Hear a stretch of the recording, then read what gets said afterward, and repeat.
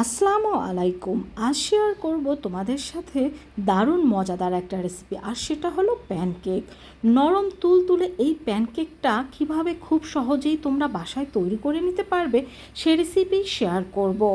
আর এই প্যানকেকটা খুব সহজভাবে তৈরি করে সকাল বিকেলের নাস্তায় ও বাচ্চাদের টিফিনে দিলে বাচ্চারা কিন্তু অনেক বেশি খুশি হয়ে যাবে।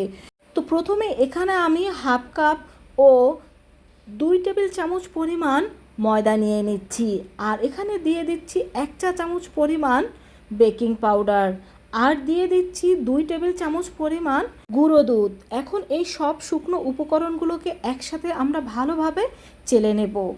আর এটা কিন্তু অবশ্যই এইভাবে করে চেলে নিতে হবে, এতে কিন্তু প্যানকেকগুলো অনেক পারফেক্ট হবে। আর এখানে গুঁড়া দুধটা কিন্তু সম্পূর্ণই অপশনাল, আপনারা চাইলে কিন্তু এই গুঁড়া দুধটা বাদ দিতে পারেন, তবে গুঁড়া দুধটা দিলে প্যানকেকের টেস্ট কিন্তু অনেক বেশি ভালো হয়।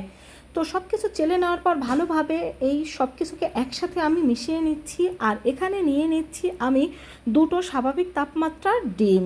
ডিম কিন্তু অবশ্যই স্বাভাবিক তাপমাত্রার নিতে হবে। এখানে আজকে আমি 2টো ডিমের প্যানকেক তৈরি করব। তোমরা যদি বেশি করে তৈরি করতে চাও সেক্ষেত্রে আরও বেশি ডিম নিতে পারো। তো প্রথমে আমি ডিমের এই কুসুমগুলোকে আলাদা করে নিচ্ছি। সাধারণত প্যানকেক তৈরি করার ক্ষেত্রে ডিমের সাদা অংশ ও কুসুম একসাথে বিট করে নেওয়া হয়, তবে আজকে কিন্তু আমি আলাদা করে নিচ্ছি। আর কেন নিচ্ছি সেটা তোমাদের বলছি। এখানে আমি দিয়ে দিচ্ছি হাফ কাপ পরিমাণ চিনি। এখানে চিনিটা কিন্তু আমি গুঁড়া করে নিয়েছি, তোমরা অবশ্যই গুঁড়া করে নেওয়ার চেষ্টা করবে, এতে কিন্তু চিনি তাড়াতাড়ি গলে যাবে।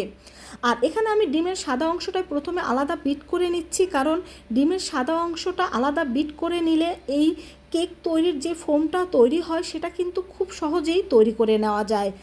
আর কুসুমের সাথে যদি ডিমের সাদা অংশ চিনি একসাথে বিট করে নাও সেক্ষেত্রে দেখা যাবে কি ফোমটা পারফেক্ট হবে না। তো আমাদের ফোমটা কিন্তু তৈরি, আর এটাকে কিন্তু আমি প্রায় 10 মিনিটের মতো ভালোভাবে বিট করে নিচ্ছি। এখন এখানে আমি দিয়ে দিচ্ছি হাফ টেবিল চামচ পরিমাণ মাল্টার রস। এখানে মাল্টার রসের পরিবর্তে তোমরা কিন্তু যে কোনো ধরনের এসেন্সও ব্যবহার করতে পারো। যেহেতু বাসার বড়রাও খাবে, তারা এসেন্সটা পছন্দ করে না, তাই আমি এখানে মাল্টার রসটাই দিয়ে দিয়েছি। আর আমি বেশিরভাগ কেক তৈরি করার ক্ষেত্রে কিন্তু মাল্টার রসটাই ব্যবহার করি। তো ডিমের কুসুমটাও এখন আমি দিয়ে দিলাম। এখন এই ডিমের কুসুমটাও কিন্তু এর সাথে ভালোভাবে আমি 2-3 মিনিট ফেটিয়ে নিচ্ছি। তারপরে দিয়ে দিচ্ছি এখানে আমি 3 টেবিল চামচ পরিমাণ রেগুলার সয়াবিন তেল। তেলটা দিয়ে দেওয়ার পরও আমি এটাকে তেলের সাথে ভালোভাবে মিশিয়ে নিচ্ছি। তোমরা যদি প্রত্যেকটা স্টেপ ফলো করে ভালোভাবে মিশিয়ে নেওয়ার পরে দেখবে তো আমরা একটা পারফেক্ট ব্যাটার তৈরি করে নেব। তো দিয়ে দিচ্ছি এখানে 3 টেবিল চামচ পরিমাণ লিকুইড গরুর দুধ। তো এই দুধটাকেও আমি মিশিয়ে নিচ্ছি। তো সব কিছু ভালোভাবে মেশানো হয়ে গিয়েছে, এখন আমাদের ব্যাটারটা কিন্তু তৈরি। তো ব্যাটারটা তৈরি হয়ে যাওয়ার পর এর মধ্যে অল্প অল্প সেই শুকনো উপকরণগুলো দিয়ে আমরা ভালোভাবে এই ব্যাটারের সাথে মিশিয়ে নেব।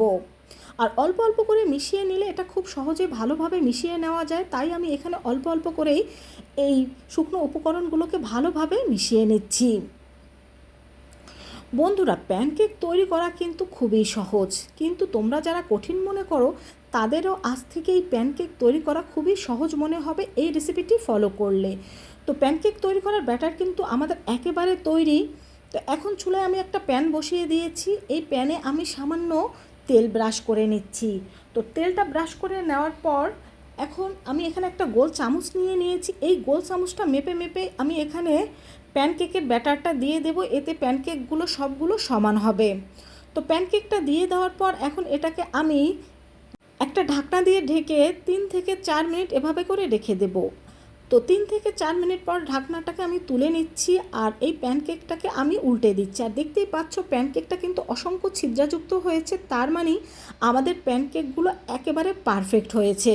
তো প্যানকেকটাকে আমি উল্টে দিয়েছি। আর বন্ধুরা, এ সময় কিন্তু চুলার হিট অবশ্যই লো হিটে রাখতে হবে। তো এটাকে উল্টে দেওয়ার পর মাত্র 30 সেকেন্ড আমি রেখে দিয়েছিলাম। তো 30 সেকেন্ড পরে কিন্তু এটা একেবারে পারফেক্ট হয়ে গিয়েছে। এই প্যানকেকটা আমি নামিয়ে নিচ্ছি। তো তোমাদের দেখার সুবিধার্থে আমি আরও একটা প্যানকেক কিন্তু এখানে তৈরি করে দেখিয়ে দিচ্ছি। আর আমি আবারও বলছি, এ সময় কিন্তু চুলার হিট অবশ্যই লো হিটে রাখতে হবে, তা না হলে কিন্তু প্যানকেকটা পারফেক্ট হবেও না, আর এটা কিন্তু পুড়ে যাবে। তো এর মধ্যে আমাদের কিন্তু আরও একটা প্যানকেক তৈরি হয়ে গিয়েছে, দেখতেই পাচ্ছ। এটাকে আমি উল্টে দিচ্ছি, উল্টানোর পর এটাকে আবার আমি 30 সেকেন্ডের মতো রেখে দেবো।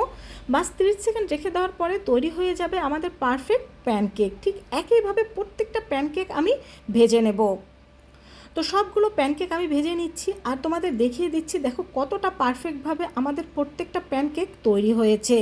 তো আশা করছি বন্ধুরা তোমরাও এখন খুব সহজভাবে বাসায় এই প্যানকেকটা তৈরি করে নিতে পারবে। আর এই প্যানকেকটা কিন্তু বাচ্চারা খুবই পছন্দ করে। আর এই রেসিপি ফলো করে তৈরি করলে দেখবে প্রত্যেকটা প্যানকেক নরম তুলতুলে হবে ও পারফেক্ট হবে।